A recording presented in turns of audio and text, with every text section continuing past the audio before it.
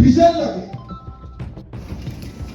দেখুন এই কাজ করার যে বিশ্বাস কথা ছিল, আমার অনেক গর্ব ছিল। আমি আপনাদের প্রতি কৃতজ্ঞ। আজকেও আমরা যখন যাই মাতাবাড়িতে মনে হয় আমি নাকি ডেলি ডেলি কাজটা দেখছি তো, কিন্তু হঠাৎ করে 2 মাস 3 মাস 4 মাস পরে যখন কেউ আসে আর যখন তাকায় মাতাবাড়ির দিকে, আমিও তো অনেক পরে পরে আসি, আমি যখন দেখি লাস্ট যখন দেখেছি কত সুন্দর লাগে।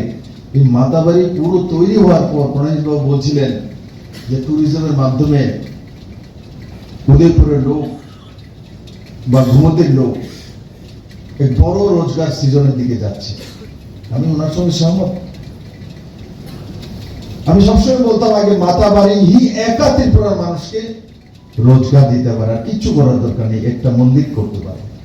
কই বৈষ্ণোদেবী করে না? পুরো কাটার জম্মুকে পারে বৈষ্ণোদেবী। তিরুপতি বালাজি পুরো তিরুপতিকে পারে না? ত্রিপুরার চাইতে তো এরিয়া বড়, তিরুপতি ডিস্ট্রিক্ট ত্রিপুরার বরাবর মোটামুটি। তিরুপতি বালাজি পুরো তিরুপতিকে লালন পালন করে।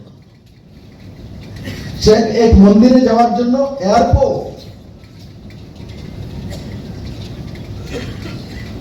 এক মন্দিরে যাওয়ার জন্য শিরডি, এক মন্দিরে যাওয়ার জন্য এয়ারপোর্ট। আজকে আমাদের নর্থ ইস্টে সিকিমে এয়ারপোর্ট হচ্ছে এবং নরেন্দ্র মোদী করার পর হয়েছে। নর্থ ইস্টের 5 রাজ্যের মধ্যে এয়ারপোর্ট আগে ছিল না কংগ্রেসের সময়, নরেন্দ্র মোদী নতুন করে দিয়েছে।